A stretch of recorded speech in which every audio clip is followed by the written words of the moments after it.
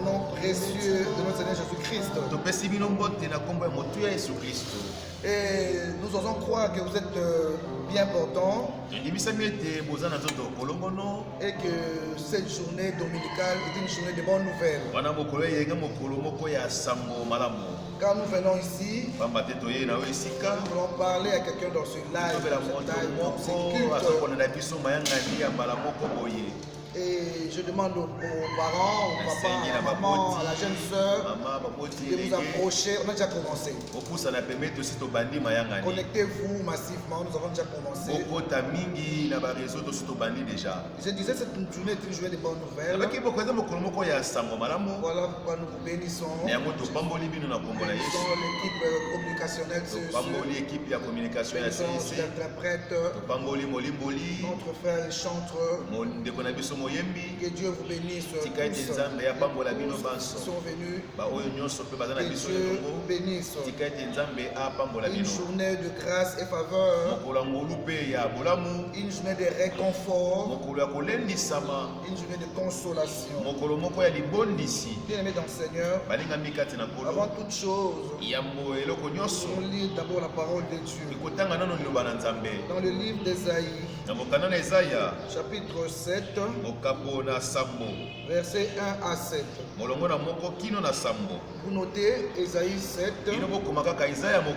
verset 1 à 7. Et Ésaïe 8, verset 10 à 13. Nous avons deux grandes lectures. Je vais lire rapidement au nom de Jésus. Ce que tu as dit Amen là où tu es. Il arriva du temps d'Akaz, fils de Jotam, fils d'Ozias, roi de Juda, le Rétin, roi de Syrie, monta avec Pékash, fils de Remalia, roi d'Israël, contre Jérusalem pour l'assiéger, mais il ne put l'assiéger.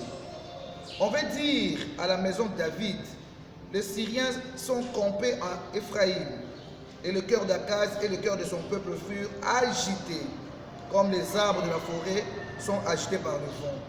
Alors l'Éternel dit à Isaïe, va à la rencontre d'Akaz, toi et Shakub, ton fils, vers l'extrémité de la Kéduc, de l'étang supérieur sur la route du champ des Filons. Et dis-lui, sois tranquille, ne crains rien, que ton cœur ne s'alarme pas devant ces deux bouts qui sont fumants, devant la colère des Rétiens et de la Syrie et du roi de Remalia. Bien aimé, vous allez lire jusqu'en bas là, au chapitre 7, parce que nous sommes butés par le temps. Bien aimé dans le Seigneur, il s'agit ici, dans ce texte, de l'instauration d'un nouveau pouvoir dans le royaume de Juda. Bien aimé, pendant le règne d'Akaz, roi de Juda, Juda a connu beaucoup d'instabilité. Le royaume de Juda a connu beaucoup d'instabilité. Cette situation était due à l'infidélité du peuple et de son roi. Donc Israël, Juda plutôt, avec son roi, Akaz, était infidèle vis-à-vis de Dieu. Voilà pourquoi Dieu nous a envoyés à l'instabilité. Chaque fois que nous écartons de la voie de Dieu, chaque fois que nous péchons sans confesser, il y a des conséquences.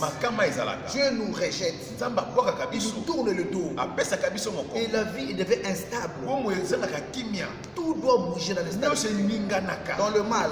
Tu peux même trouver la mort quand Dieu n'est plus avec toi. Viens dans le Seigneur. Et Dieu envoie directement le roi Akaz, le prophète Isaïe. Il envoie le prophète Isaïe vers le roi. Et invite le roi, il invite le roi à revenir à la foi en Dieu. Il invite le roi avec les deux. Atindi mokonzi atindi invité atindi azonge la kondima na ye. Merci. et de s'y affermir. Bien aimé dans le Seigneur. Si tu n'es pas ferme dans la confiance, dans ta confiance, tu ne seras pas affermi dans la défense. Ok? Donc si tu n'as pas foi, ok? Tu n'es pas ferme dans ta confiance, dans la confiance en Dieu, tu ne seras pas affermi dans la défense. Tu ne seras pas de défense. Mais cette assurance doit remplacer la peur qui s'empare de nous. Et des fois on a peur devant des problèmes, des obstacles. On a peur. Nous avons très peur. Alors bien aimé dans le Seigneur, Dieu il revient à travers son prophète. Il dit encore au roi, il dit affermis-toi, ôte la peur. Ok? Et bien aimé, il dit encore pour les rassurer, pour les réconforter. Voilà pourquoi ce matin Dieu veut réconforter quelqu'un. Dieu veut consoler quelqu'un. C'est tous les jours qu'il y a des problèmes. Le diable, il s'est accaparé de vie de chrétiens. Donc il nous oppresse. On est oppressé par la maladie, par les difficultés. Pendant ces temps-ci, les gens sont oppressés. Ils ont beaucoup de problèmes. Et nous vivons des temps terribles. Toi, tu ne le vois pas. Nous vivons des temps terribles. Où le diable s'est accaparé de la vie des gens. Voilà pourquoi Dieu vient ce matin. Il y a encore, malgré tes péchés, malgré tes problèmes, il te donne encore une voie de sortie. Il dit reviens en lui. Aie confiance en lui. Garde ta foi en lui. Et cette assurance, disais-je, doit remplacer la peur qui s'est emparée de nous. Tout le monde a peur. Tout le monde a peur. On a peur de la maladie, on a peur de la mort. Tout le temps il y a des morts. Il me disait, il est allé à la mort. Il a vu 15 morts par terre. 15 morts par terre. Il y en avait tellement. Tellement de morts ces jours-ci. On ne peut pas bien aimer. C'est être connecté sans pour autant voir 2, 3, 4 morts. Ce sont des jeunes. Ça t'attrape là, ça te coupe là. Et le mort subite là. Crise cardiaque. C'est pas vrai, bien aimé dans le Seigneur. Pema, surtout Pema. Ça veut dire tu ne peux pas t'échapper. Alors bien aimé dans le Seigneur, la seule chose qui nous lie, c'est la confiance en Dieu. J'ai confiance en Dieu. Amen. Amen. C'est quand Jéhovah Rapha bien aimé, abattez la yo. Amen. Atope malade mususu bien aimé, so on l'hôpital. Babi yango kaka. Yango wana. Oh, bien aimé, toi bien période langa, comme la grippe, mais bien aimé on a dit elango yo pour la biso. Corona pour awate. Amen. Il y a des malili. Yes. Alika be langa boy. A frapper bateau. Biso est simbaté. Amen. Et simbaté bien. Amen. Amen. Et au kangabato yaye. Nous sommes dans l'alliance. Alléluia, bien aimé. Si je parle à quelqu'un là, bien aimé, la foi en Dieu est plus importante que l'arsenal militaire et le nombre de personnes. La foi en Dieu. Élie était seul. Avec 450 bouffées de balles, les 400 bouffées d'Astarté. Mais seul. Il n'était pas seul. Physiquement, il était seul. Mais spirituellement, il était entouré de myriades de soldats de l'armée. Avec Dieu, nous sommes majoritaires. Avec Dieu, tu es majoritaire. Même si tu es seul, là tu es majoritaire. Parce que tu es Dieu. Mais il y a dans le Seigneur. Tu dis quelque chose à quelqu'un. Il n'y a pas d'acheminé là. Il y a trois choses majeures. Trois choses majeures. Trois ennemis majeurs qui combattent le peuple de Dieu, qui déstabilisent notre foi en Christ. La première chose, c'est le complexe d'infériorité. Ah oui, voilà. Donc tu te vois, tu n'es rien. Que les autres sont au-dessus de toi. Tu te sous-estimes. Tu manques d'estime de toi-même. Ou bien, on est de l'autre côté. On va les kingai. Puis nous dans le cœur azate. Amen. Dans le cœur azate dans le cœur nyonso. Amen. Dans le cœur azate. OK? On l'équipe batu ebelo bakuna milelo. Amen. Oh yes. Olamuki na bomo yi. Na santé malamu. Zoto malamu. Amen. Amen. Mieux vaut un chef qu'un lion mort. Amen. Bingambe bakufi. Bingambe bakambongo ebele kolekana yo. Zate. Vous savez un héros de respirateur. Bana coma bien aimé. Mais vous tamboula na yo. Amen. On est maté mais vous tamboula. Mais on tamboula pour donc on tamboula wana. C'est que l'homme paye. Elike ezali. Amen. Ezali. Amen. Amen. Ma bende du roi. Amen. Peut-être que tu es vivant. Tant on a bon moyen. Bon voilà la pauvre, alamuka député. Ala la pauvre, alamuka mosa boko. Amen. Ala la pauvre, alamuka na palais royal. Ala la ndaku boye, alamuka na ndaku boye. Amen. Boni bien aimé dans Seigneur. Pourquoi tu perds confiance en Dieu? Tant que ton Dieu est vivant, il ne dort ni le sommeil. Toi, tu dois être dans la joie. Parce qu'il y a une bonne nouvelle pour toi aujourd'hui. La deuxième chose, le deuxième ennemi, l'ennemi majeur, qui combat bien aimé la foi des combattants de Dieu, c'est la peur. La peur.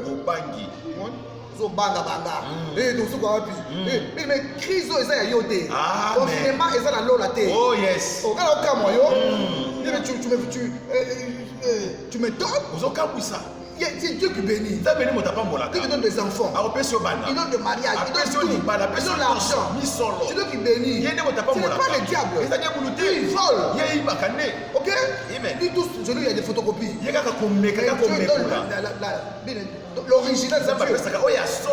Il guérit. Il voit nos besoins. Chaque soir le corbeau arrive. Il donne de l'eau. Il fait la confiance. Oh, nous doit compter Nani. Il nous nourrit. Il nourrit bien à sa manière. Tout condamné. Au contraire. On dirait que tant que vous confinez à la caté, tout à coup tu n'as pas de problème. Mais si malgré les problèmes, bisous de la gauchère. Amen. Amen. La carte Égypte. Mais toi la carte gauchère. Amen. Donc je parle ce matin à quelqu'un qui est mis à part. Mis à part. Toi et tes enfants, toi et tes familles, partout où tu le suis, en Afrique, en Amérique, en Océanie, bien aimé, en Europe, tu es mis à part. Je bénis toutes les personnes qui nous suivent. Les gens qui m'appellent, maman, la parole m'a fait du bien. Dans le monde entier, que le Saint-Esprit touche le cœur. Mais la troisième chose, c'est le doute. Ces trois choses, bien aimées dans le Seigneur, affaiblissent l'action divine et sont parfois synonymes du péché. Ok? Ces trois choses-là. Le complexe d'infériorité, la peur, le doute. L'ennemi d'ailleurs de doute. Dieu a-t-il réellement dit?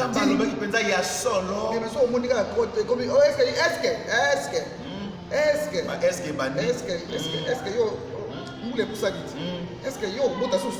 Est-ce que yo bongasus? Est-ce que montagne minene? Est-ce que montagne no sima on a vu na? Amen. plus que Bango. Amen. Parce que l'or et l'argent appartient à ton Dieu. Yo dimaraté. Donc pour d'ailleurs, on dit fait la cala.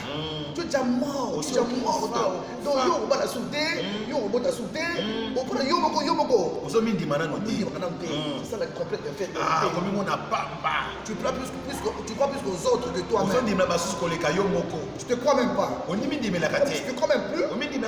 Tu dis mais moi je vais finir dans une belle maison. Moi je vais finir avec de bons habits. Où je finir ma vie dans ces taudis. Amen. Aussi la beauté. Amen. Amen. Je voudrais parler à quelqu'un. Yes. Tu me suis dans ta chambre. Amen. Tu es à l'hôpital. Amen. Tu es je sais où, en prison. Amen. Bien, écoute cette parole. C'est pour toi. Bien, dans le Seigneur, ces choses nous déstabilisent. Nous déstabilisent. Ces trois choses nous affaiblissent. Moi, j'ai ensemble de exact. On dit, mais si. C'est-à-dire, on s'en souvient, on banga. Et ça, là, bien aimé, et continue dans la terre. Ça bloque l'action divine. Ça bloque l'action divine. Puisque la foi, bien aimé, c'est la nourriture de Dieu. Quand tu as la foi, Dieu a le respect sur ceux qui ont la foi. Bien dans le Seigneur, l'Éternel compare les rois de Syrie et d'Israël à deux bouts de tison fumant. Voilà, qu'est-ce qu'elle voulait dire par là? Il voulait simplement dire que le mal le consume comme le feu sur un morceau de bois. Bien-aimé, je parle ce matin à tous nos ennemis, à tes ennemis, à tes persécuteurs, que le mal les consume. Au moment où c'était,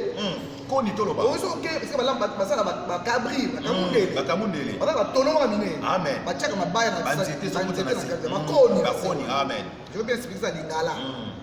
Vous qui ne comprenez pas Lingala, vous allez comprendre. Amen, amen. Donc, bien aimé, au moins c'était wana, koni wana. Soko bendi yango, il y a na moto. Au moins moto wana, et qu'on signe ça pour nous. Donc, ça va comparer, ennemi à biso, bibaloyo. Donc, on a un tissu fumant. C'était à koni à moto. Donc, il y a une moto, il faut faire ça, comment dire? Likala. Amen. Donc, il y a un moto, il y a un moto, Makala. Amen. Donc teka bango na wazati. Amen. Oh nyoso bini oye baye te. Oh yes. Azal nzete wana ya koni wana. Koni wana te. Et nzamba lobiba koni wana. Ekosila. Amen. Ekosila. Amen. Bien j'annonce aujourd'hui la disparition de tout ce qui te faisait la guerre. Au nzete wana. Na minute qui so batika mboye. Esili ekomi likala. Pe esili nyonso. Donc bango na biso bato sila. Amen. Maman mia. Amen. Aussi là, je parle à tes ennemis, à tes oppresseurs, à tes persécuteurs. Ennemis dans un nani.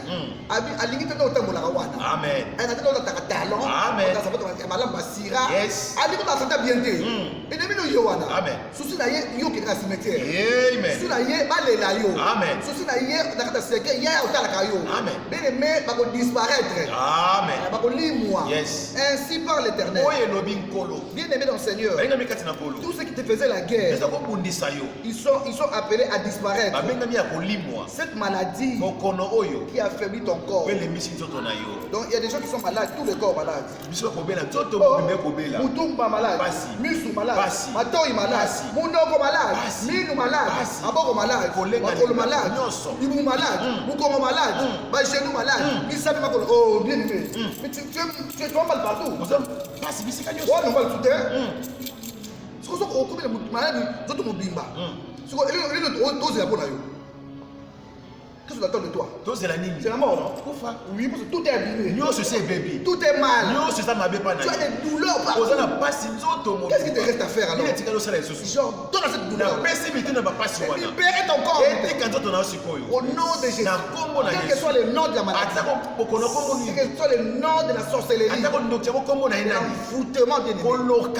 Je donne cette maladie de libérer ton corps, ton âme et ton esprit. Au nom puissant de Jésus-Christ. Il y a des maladies incurables qui ont pris place à ton corps.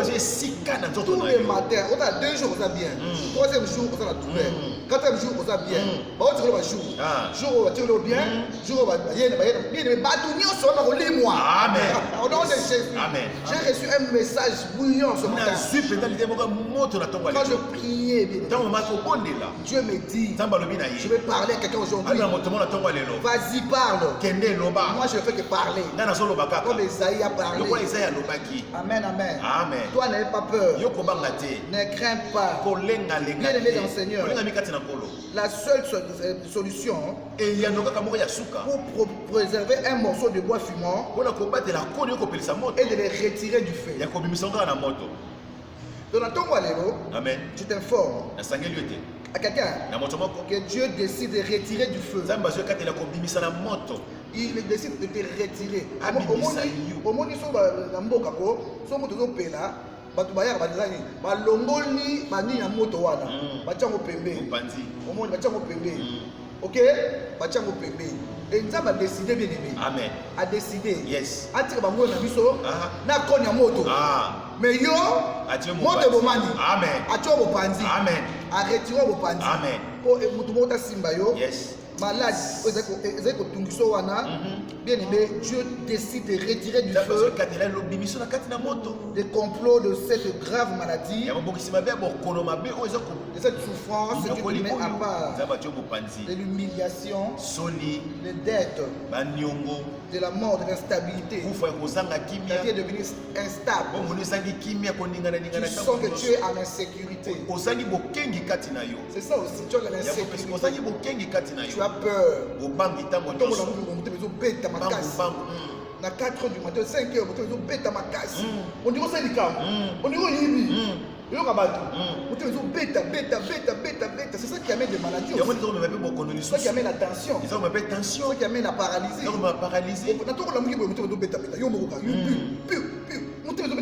Qu'est-ce qu'il y a? Amen.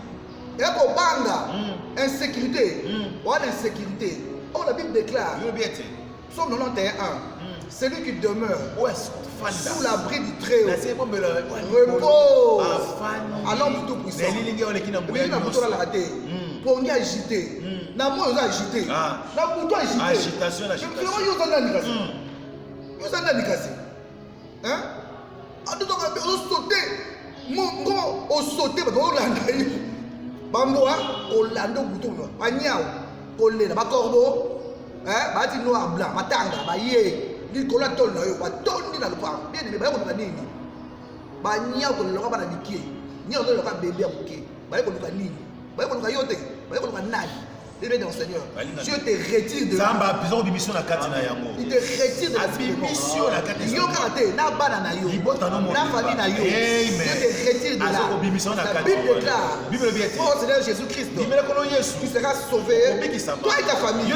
Donc quand je parle de toi là, c'est la banane génération na yo. Amen.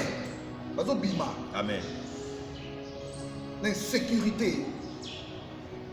L'instabilité vient dans le Seigneur. Tu es un tisson arraché du feu.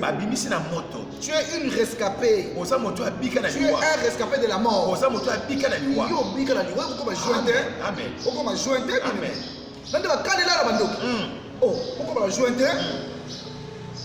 Et puis il est bien d'avoir quitté. Amen. Dieu te protège. Malgré que Israël, Judas avait péché, mais Dieu s'est dit, je m'arrange d'abord avec ses ennemis. Parce que ce qui est,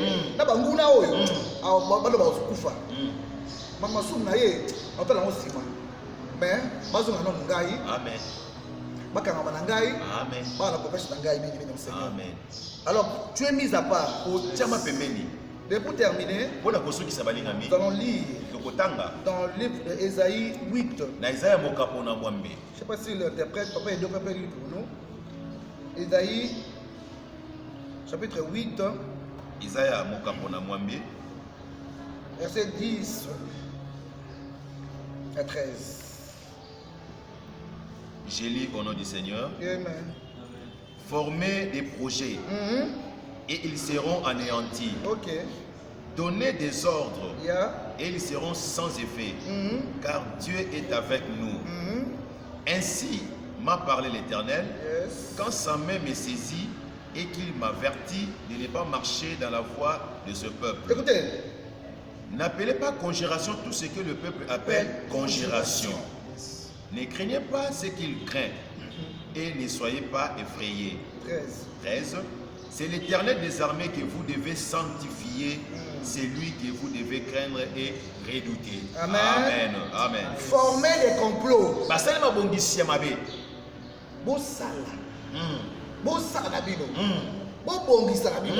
Ils seront sans effet.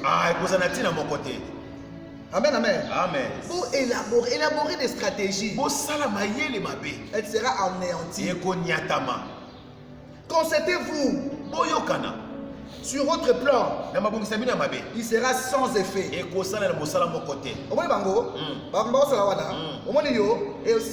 Amen. Ils seront sans effet. Tout ce qu'ils font là, des complots, tout ça. La Bible dit, s'ils font des complots, ça ne vient pas de moi.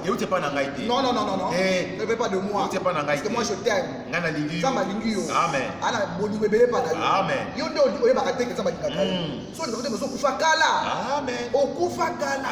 Amen.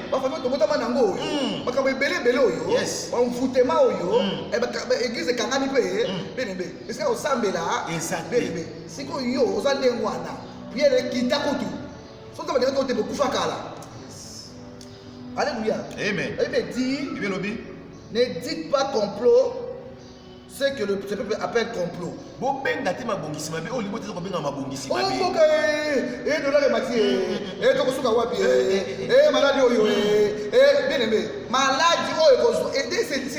Amen.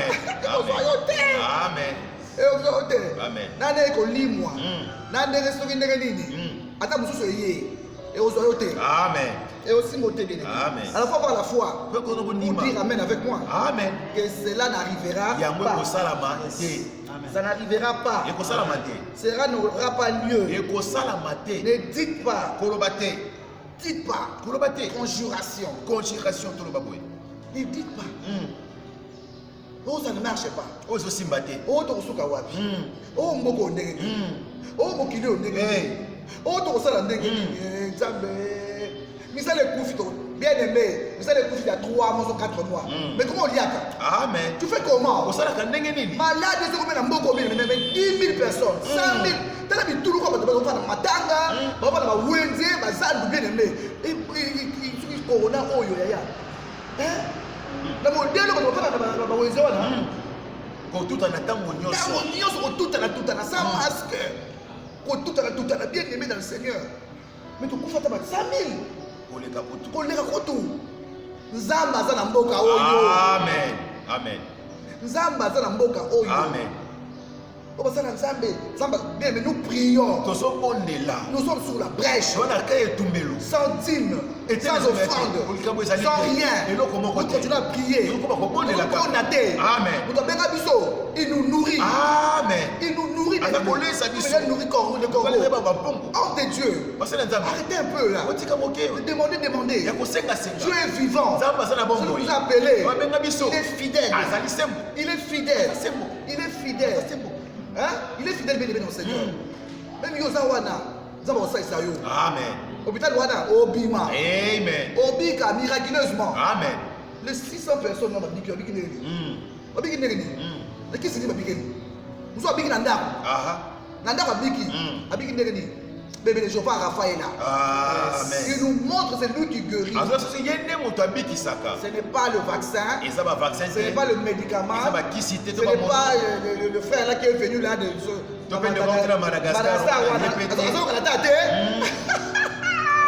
Dieu est vivant. Amen. Nous sommes avec Dieu. Il nous guérit. Il ne soigne pas. Il guérit. Mais reconnaîtrez seulement le Saint d'Israël. Le Seigneur des armées célestes. C'est lui qu'on doit craindre et vénérer. Ne crains pas. Ne crains pas, bien-aimé.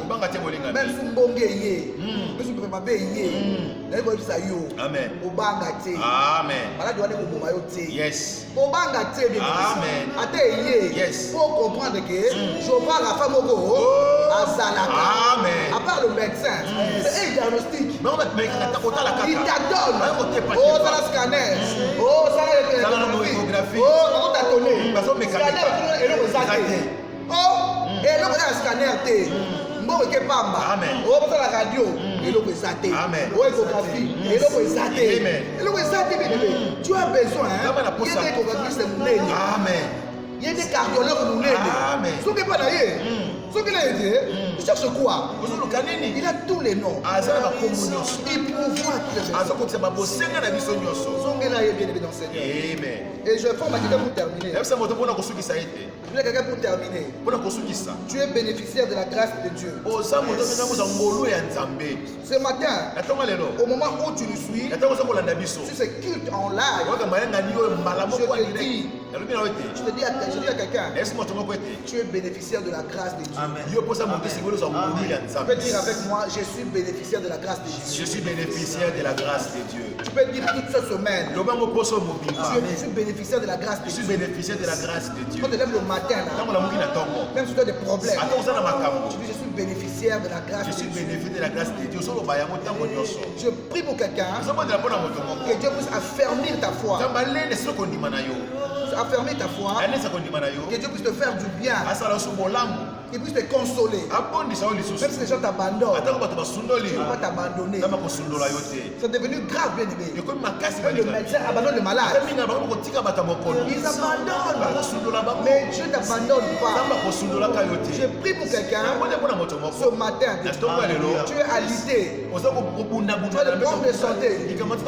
Tu as des problèmes d'argent. Que Dieu s'occupe de toi. Que Dieu est le pourvoyeur. Qui a envoyé les corbeaux, la viande dans la bouche. Les corbeaux, c'est un animal carnivore. C'est un oiseau carnivore. Il mange de la chair. Mais il a transporté la chair. Amen. Amen. Amen. Corbeau. Allez à l'issue. Allez à cadavre. Mais quand la paix c'est ordre. Soit vous souvenez, tu n'es pas élu. Mais tu verras la main de Dieu. Il y aura un corbeau. Il viendra déposer la viande.